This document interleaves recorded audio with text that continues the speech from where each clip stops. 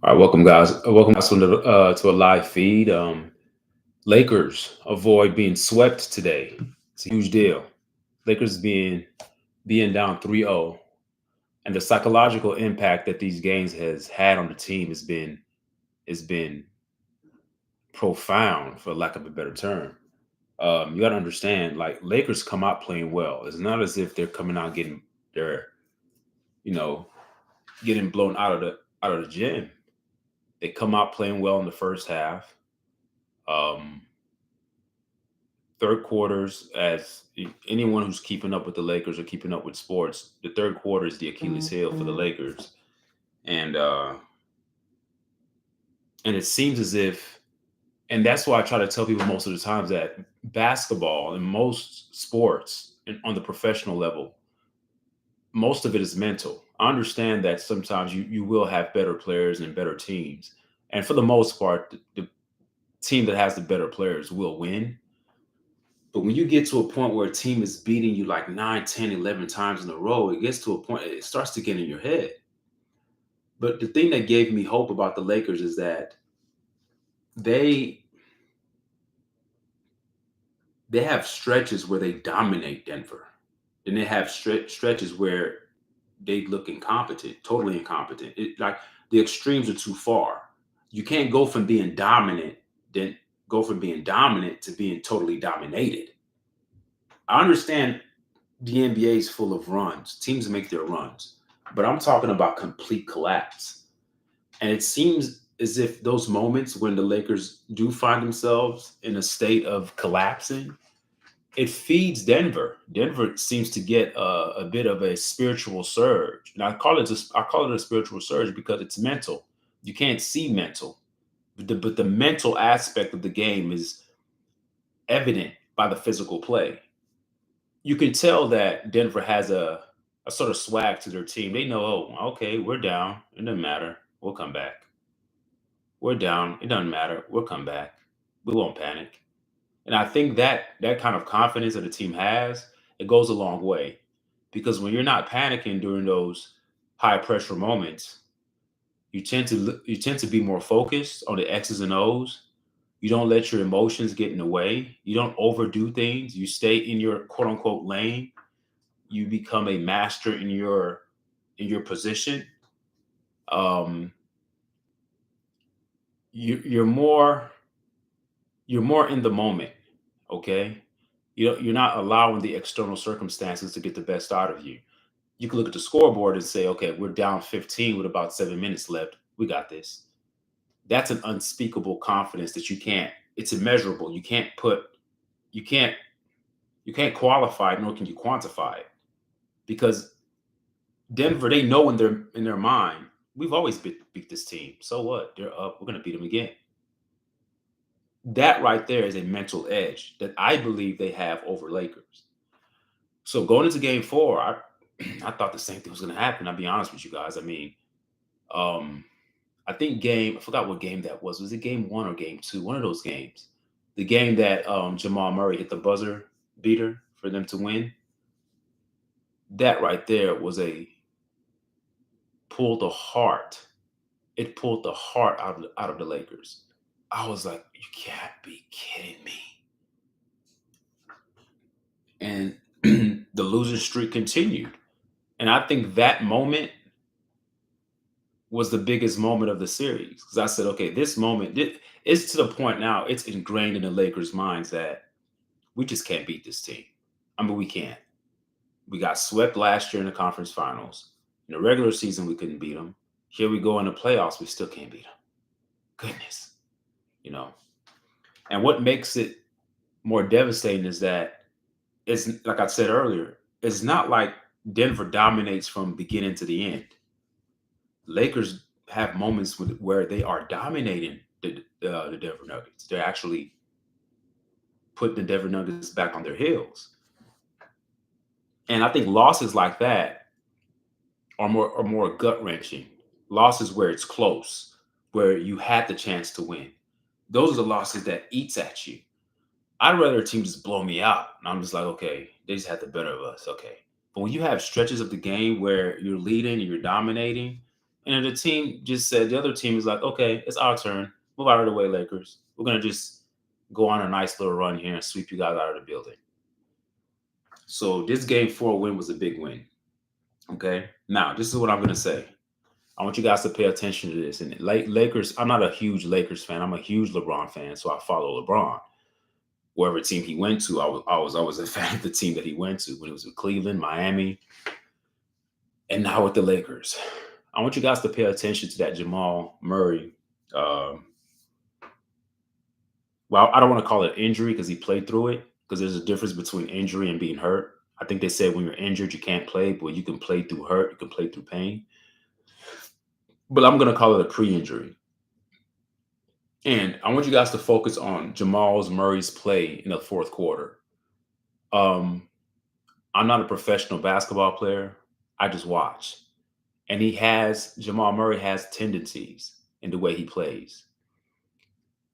If I was a defender, I would always defend Jamal Murray to drive the ball, because he loves for you to be indecisive. And what he does, he dribbles into you, and he loves to go dribble into you, takes that step back, and then shoots. He loves to do that. And that's a rhythm shot for him. That's not, I mean, we watching it at home, it seems awkward, but that step back, pull up, especially from 3-point line, he loves that. It's the same, similar to the same shot that he used to beat the Lakers when the time ran out, the game winner. He dribbled in. He loves that. But guess what? As a basketball player, and you guys know this, when you're doing that, you're putting a lot of pressure on your lower extremities. Most of Jamal Murray's game is waist down. Most basketball players' game is waist down. You don't have to be physically strong upward. You don't have to have upward body strength to dominate in the NBA. Most of your power and most of your torque and most of your, acceleration is from your lower extremities. And so when you guys who watched the game, when Jamal Murray, I think he pulled up for a shot, he made it. I don't know if it was a 3 or a 2-pointer, and he started to kind of grab it at his calf. Now I don't know if it was his right or his left calf. Please, anyone in the comments, correct me in the comments if it or let me know which calf it was. And whenever a player starts to grab at their lower extremities, especially when it's a non-contact, like nobody hit him, he wasn't kicked. He just shot the ball and landed and kind of grabbed at his calf. Now, that's a big deal. And I want all of us to pay attention to that, because Jamal Murray has been the Lakers killer. It hasn't been Jokic. It hasn't been Porter Jr., even though those guys contribute. But it's something about Murray with that pick and roll and back cutting action. He always makes those timely shots. He can have a horrible first half. He can have a horrible third quarter. But when it comes down to crunch time, there's no one else I fear on Denver more than I fear Jamal Murray. I don't fear Jokic. I don't fear Porter. The point guard of the team is who makes the team go. And you guys are probably wondering, like, well, he's not injured. He probably just tweaked his little calf. But he tweaked his calf. And we know what the calf is connected to. Remember, let's go to football for a second. Remember the football injury with Brett Favre? Not Brett Favre, excuse me. Aaron Rodgers. I said Brett Favre. They both played for Green Bay. I don't know why I got those two guys mixed up. You remember when Aaron Rodgers had the calf injury, that he came back from the calf injury, and then he tore his Achilles. Same thing with Kevin Durant. Now, I'm not wishing that upon him. I'm not wishing that upon Jamal Murray, but I want us as Lakers fans to pay attention to that. I'm going to share my screen here. Let's look at all of the injuries. I want all of us together to look at all of the injuries that Jamal Murray has had in his career, because these things start to build up. Remember, when you're playing into the postseason and going into the finals, you're playing way into June. Okay? So you're playing longer than everybody else. The people who don't make the playoffs, they are resting. They're not playing competitive ball. Jamal Murray has been playing a lot last year, making it to the finals and winning the finals, and then this year. If you watch the game tonight, you would see that Jamal Murray didn't have the burst. As a matter of fact, watch the fourth quarter again, or you could just take my word for it. But watch it again if you don't want to take my word for it. He was off the ball a lot. 100% Jamal Murray is on the ball most of the time. What he was doing was giving the ball up more, seeking ways maybe he can back cut or seeking ways where the Lakers defense would miss an assignment and leave him open for a three. But most of his threes, the threes that he likes to make is off the dribble. He dribbles into he kind of he does the hesitation moves. He goes between the legs. He acts like he's going to drive, and then he bounces back, and then he shoots. That's his game. But it takes a lot of pressure. It puts a lot of pressure on the lower extremities, ankles, calves, hamstrings. Okay. So let's for a second, just follow me here. Let's look at some of these injuries that Jamal Murray has had. Let's look at his injuries. Okay. Go all the let's go all the you know what, let's look at it in totality.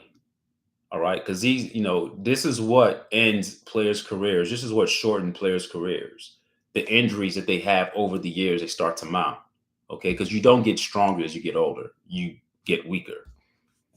Okay, so 2018, sore chest. Okay, we're not gonna worry about that. Okay, let's start with 2018. Okay, shin. That's lower extremities. Shin, lower extremities. 2019, ankle. All right. Again in 2019, another ankle. Okay. He had a foot injury on November of 10th, 2019, foot injury. A month later, torso. Okay, so that's upper. Sore back. Again, ankle in 2020. I want you guys to pay attention to all the lower extremity injuries that he's had. In July, hamstring. December of 2020, calf. Okay, elbow, shoulder. Okay, I'm skipping these because that's upper body. His upper body is fine. I want you guys to focus on all the lower extremity, like the calf, the knee, all that stuff. I want you guys to pay attention to those, the ankle and all of that. February of 21, knee. February of 2021, again, ankle, knee, knee. November 18th, 2022. Okay, safety protocol, whatever. I guess, the COVID stuff was going on there. I guess it had something to do with that. Okay. You have the quad, okay, knee, ankle. 2022, knee, foot. December 2022, another knee. 2023, ankle. January, ankle. January 23, ankle. You see how the injuries are starting to, like, the space, the gap between the injuries are starting to decrease. It seems to be happening a little bit more frequently. Ankle, foot, ankle, hip. Okay, rest. Okay, hip. Okay, rest. He's resting. Okay, and again, February 2023, foot. 2023 of March, knee. Again in March, another knee. April, another knee. Okay, quad, hamstring. That's lower extremity, ankle. Going into December of 2023, ankle, another ankle in December. Look at that. Look at all the. Okay. Now you remember, I'm not a physical therapist. I'm not a trainer. I'm not an expert on how the body works. Okay. I'm just a normal guy. But what I do know, what common sense tells me, is that when you have any type of injury, your body's going to be functioning in an imbalanced way. And when you are imbalanced, look at me, when you're imbalanced, your body's going to naturally lean to one side to compensate for the weaker side. You're not doing it consciously. The body has to do what it needs to do to keep you in balance. But in keeping you in balance, due to you being imbalanced, meaning you're not balanced, your body is naturally trying to put you in balance. So something has to give. So one part of your body is going to end up you're going to end up putting more pressure on one side of your body than the other because you're trying to compensate for the part that's weaker. Okay, so if it's a left ankle injury, you're not going to plant too hard on your left leg. You're going to plant harder on your right leg to make up for the deficits of your left leg. So when we look at Jamal Murray here, look at all the lower leg injuries. Tibia. Now we're in 2024. Tibia, the shin, the knee, tibia, another ankle in March, another ankle in March. All right, April, knee, knee. Okay, so why am I bringing all this up? All right, why am I bringing all this up? I'm bringing this up because now he's reaching for his calf. Now I don't know which calf he reached for. I'll have to go back and look at the replay to see which leg it was. But it doesn't matter which leg it was. He's not at 100%. I don't know what everyone says. No one is at 100% this year. Yeah, but if he's not at 100%, Denver is not at 100%. He's the key. I know everyone talks about Jokic. Jokic is great. When it comes down to crunch time, this is the man I fear. Jamal Murray is the man I fear. And he didn't have that. He didn't have that leg push. Watch the fourth quarter. He didn't have the same. He didn't have the same jump. He didn't have the same juice. He did not. He penetrated a couple of times and missed some bunnies. And then in the fourth quarter, he did get a couple of layups by driving in. That's because Lakers are running him off the line, but he's not like Porter. He's not a catch and shoot guy. I mean, he can, but he loves to get you on the bounce, dribble around, act like he's going to penetrate, herk and jerk, go back and forth, and then does that double jump leg back, similar to James Harden, and then he shoots the jumper. He elevates with his jumper. He doesn't shoot like with his feet planted. He jumps and he shoots. Okay. If he has soreness in that calf muscle and he's not playing at 100%, two things can happen. Number one, Denver will not be the same and they'll lose game 5. They'll lose game 5. Lakers will climb into the series being down 3-2. Or Jamal Murray tries to push through it, and I don't wish this upon anybody, and he tears his Achilles because the calf is connected to the Achilles. And if he doesn't tear his Achilles this series, he's going to tear it next series. You say, oh, why would you wish that upon him? I'm not wishing that upon him. I've watched sports long enough to know that whenever you start, okay, if you think that I'm talking nonsense, let's talk about what happened to Giannis. Remember what happened to Giannis? Remember during the year he kept on having these lower leg injuries? He would sit out games and rest and sit out games and rest. And all of a sudden he's running down the court. He's like, oh, what the hell? He falls down. He doesn't reach for his Achilles. He reaches for his calf. Okay? He reaches for his calf. He doesn't return to the game, but in order to play it safe, they don't want to put him in the same position that Kevin Durant was put in when Kevin Durant came back a little bit too early and ended up tearing his Achilles, because we all know that the calf muscle is directly connected to the Achilles. If your calf muscles are weak, your Achilles is taking all the pressure, it's going to snap. Listen to me again. I'm not wishing that upon Jamal Murray.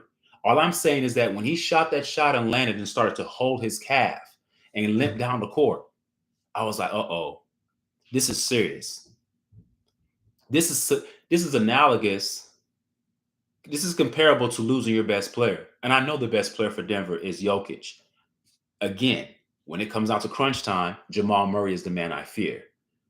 The only way Lakers will have a chance of coming back in this series if that guy that you see on your screen, Jamal Murray, if he's not 100% with his calf. And I don't think he will be. Not by Monday.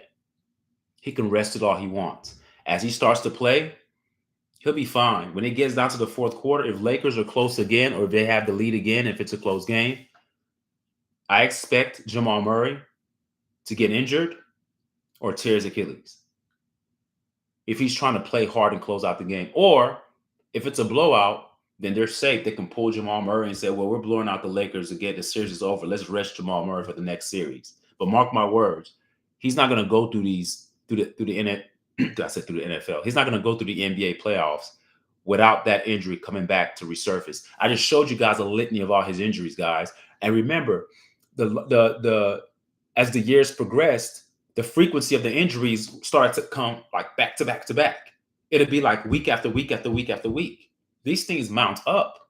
You don't all of a sudden, oh, maybe in 2024 he's all of a sudden going to be super healthy and he's not going to be injured. No, if you look at this guy's look at this. I went all the way back to 2018, and I skipped over the other injuries. I just wanted you guys to focus on all the lower leg extremities: shin, ankle, foot. You have foot here, torso. Nice sore back. You have ankle, hamstring, calf, elbow, shoulder. And I remember one season, didn't he miss like a season? Missed like a large part of, I forgot what year that was. Leave a comment and let me know what year did he, I don't know if he missed the whole season or he missed half the season. He had some injury that he had. I don't know if it was his ankle. He had to have surgery on his ankle. But the point that I'm making that he's had a lot of lower leg problems. And I'm telling you, I think this guy coasts on purpose. He coasts on purpose. When I say coast, I mean that during the first half and a little bit of the third quarter, he doesn't play hard. He really paces himself. And I think he knows his body better than we do. He knows that he knows all the things that he's dealt with. Look at all these injuries. This is all him. So he's like, okay, I'm not going to put 110% in the first quarter or the second quarter or the third, depending on how the game is. But if we're close, I'll just turn it on in the fourth quarter. And this is why this guy is super deadly in the fourth quarter. He's like a Kobe Bryant for them. Like he's deadly during crunch time. Deadly. With that two-man game with him and Jokic, oh, he's deadly. He's deadly. His shooting, every time he raises up to shoot off of that step back, I'm like, oh, shit, here we go again. I'm like, oh, man, here we go again. So, yeah, I want you guys to pay attention to that. Lakers can win game 5. If this guy on your screen is not 100%. If this guy's 100%, which he's not, because he just – now, I know what you guys are going to say. I know Anthony Davis goes down a lot, and like he had the wrist thing. But Anthony Davis's game is not about him shooting jump shots and dribbling and doing step back threes. Anthony Davis's game is pretty much in the paint. His length, his jumping ability, his ability to use his quickness. So his wrist problem won't affect his game that much. And I think it was his left wrist he landed on. I don't think it's his shooting wrist. So that's a good thing. Correct me if I'm wrong in the chat. I don't think it was his shooting wrist. But a guy that plays like that, I watched him because after Jamal Murray grabbed his calf, he wasn't as aggressive. I'm telling you guys, watch the fourth quarter again. And trust me, if he was aggressive, this game would have been closer, or they probably would have came back and won again. If he's playing the same way with lack of aggression or tries to pace himself so much and say, I'm going to turn it on in the fourth quarter of game 5, he can actually end up putting too much pressure on that left. I think it's his left calf. I believe it's his left calf, and I could be wrong. Maybe it's his right calf, but whatever calf that is, the calf that he loves to like step back from. He loves that. That's like one of his go-to moves. Anyone who watches Denver knows Jamal Murray. Hezzy, act like I'm going to drive. Come back, Hezzy, act like I'm going to drive with my left hand. Step back, elevate. Shoot, boom, buckets. That's what he does. And if he's not 100%, I believe Lakers could climb back in this series. Now, are they going to come back from 3-0 and win the series? I don't know. Anything can happen. You know, we've seen stranger things happen in sports. And it's not like Lakers cannot beat them. That buzzer beater by Murray was just a killer. Like, that was just, first of all, it was dumb for LeBron James to take a shot that early anyway. But that's neither here nor there. That's the past. But I want you guys to really focus on Jamal Murray. Focus on his injury. Focus on his calf. Because his game, I'm telling you, the reason why this guy has had a lot of lower leg problems is because most of his game is predicated on that athletic ability of putting a lot of pressure, of dribbling in The torque of instant stopping and pushing back. That's all knee, calf, ankle. That's his whole game. That's his whole game. I don't know about his diet. I don't know about his nutrition, but as you can see, I mean, I know uh, Russell Westbrook is pretty freakishly athletic. He's had his share crop of injuries, but Russell Westbrook is not a break you down with the dribble shoot. Like he just attacks the rim with vicious intent. He's more like a Derrick Rose kind of guy. I would expect, you know, a person like Westbrook to have like knee injuries, which he's had. He's had some lower leg problems, but his game isn't predicated on jump shooting. Jamal Murray is a lethal jump shooter off the dribble, off that rhythm. He's a better, believe it or not, he's a better hard shot maker. Like he makes hard shot, like the shots he makes, the percentages of the shots that he makes are so hard, but he makes those at a higher clip than he does the open shots. It's weird. It's just weird. He likes it. He likes that. So watch that. Watch his calf. If his calf is not at 100%, Lakers have a chance. And if he tries to play hard on it, he could go down, a la Giannis. Once a guy starts grabbing at their calf, see the thing that was dangerous. Watch the game. It wasn't like somebody ran into him. It wasn't like someone dug their heels into his calf or someone's head hit his leg. He just took a normal jump shot like he normally takes, landed, and was like, "Ow, wow, what's that?" Right then and there lets me know, oh, he has calf problems. If this was the regular season, they would have sat him. You see this list that I gave you guys, and I kept telling you, you see how some of the days he would have rest in between? Well, these are playoffs, buddy. We don't have time to rest. He's had moments where they would just rest him. You know, he had a calf in 2020, had a calf issue. I'm trying to see where it was some rest. Here, yeah, you see this in 2019. They rest him. You know how they do that load management stuff. So this would be a prime time to rest him. Another time, you know, he doesn't rest much, but they do rest him when he has injuries. You know, he had a hip injury on January 21st, but then on January 25th, he rested. There's no time for resting in the playoffs. And if he tries to push through this calf thing, trust me, he's gonna injure something else. And it won't be a calf pull, or the calf will get so weak. Well, this is what could happen. This is what I hope happens for him. If you want me to take the lesser out of two catastrophic events, I don't want him to tear his Achilles because that could be career ended and season ended for sure. What could happen to him next game on Monday is what happened to Giannis. If he's just running down the court and he just falls down and says, "Come get me." I can't move. My calf. That's a warning sign. But if you keep trying to push through that calf strain or the calf weakness, your Achilles is next. Your Achilles is next. And I don't want his Achilles to go. But hey, I want the Lakers to win by any means necessary. If his calf is hurt and he can't play, he goes down like Giannis went down, I'm happy, man. Because this guy is a Laker killer. He makes it all go. People keep talking about, oh, Jokic this, Jokic that. When it comes down to making tough shots, this is the guy. This is the guy. Jamal Murray. This is the guy. So again, I believe that the Lakers can come back because this guy's not at 100%. Because his skill set is predicated on his leg movement, pushing off the torque, all the exertion of energy that he's placing upon on his lower extremities, the bounce and the irk and jerk game. You know, he's not freakishly athletic, but he's athletic within that box, within his toolbox of getting that shot off. Whatever he does, that's his wheelhouse. He's not going to jump over you and dunk over you. I mean, he could do that. He's capable, but his game is beneath the basket, behind the 3-point line, a little bit in front of the 3-point line when he dashes around on you and then goes back behind the 3-point line and woof, boom, 3-pointer. All of that it puts a lot of torque and force on your legs, on your calves, on your hamstrings, on your ankles, all of that stuff. He's had look at all the injuries, knee, ankle, foot. He's always had problems. So it's just a matter of time, folks. It's just a matter of time, folks. So I don't wish injury on anybody, but hey, it's already happened. He's already injured. He's going to try to play through that pain. And if he plays through that pain, which I believe he will, because they're not going to rest him for Game 5, there's a likelihood that he's going to go down.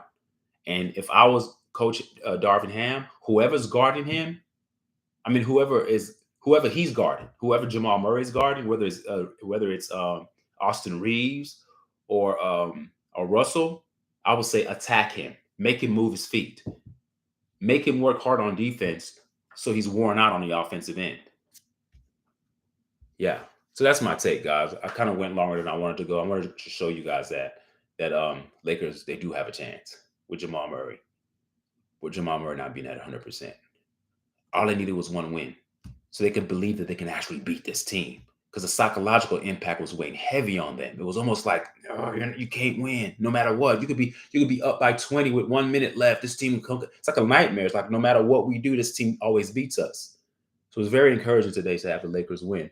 And I hope they can pull off game 5 at Denver. It's going to be tough, but we'll see. We'll see. All right. Thank you guys for listening. Leave a comment. Tell me what you guys think. Tell me what you guys think about the injury or him holding his calf. Do you think it's a big deal? Do you think that he'll just bounce back like it's nothing? Because the track record doesn't show that he bounces back, because he has rest in between, and sometimes it lingers. And he paces himself. If you understand, Jamal Murray's game is all in the fourth quarter. He paces himself. He doesn't even take the first half seriously. He's non-aggressive in the first half. Yeah, he'll take it open shots, layups if you give it to him. But when it comes down to crunch time, this guy's all about the fourth quarter. All right? So leave a comment. Tell me what you guys think. Is the injury a big deal? Is it nothing? Do you think he's going to be at 100%? And tell me what you think about my assessment. Do you think that him not being at 100% will give the Lakers the upper edge, especially when it comes down to fourth quarter play? All right. Thank you guys for listening. Again, leave a comment. Tell me what you guys think. All right. Till next time. All right. Bye.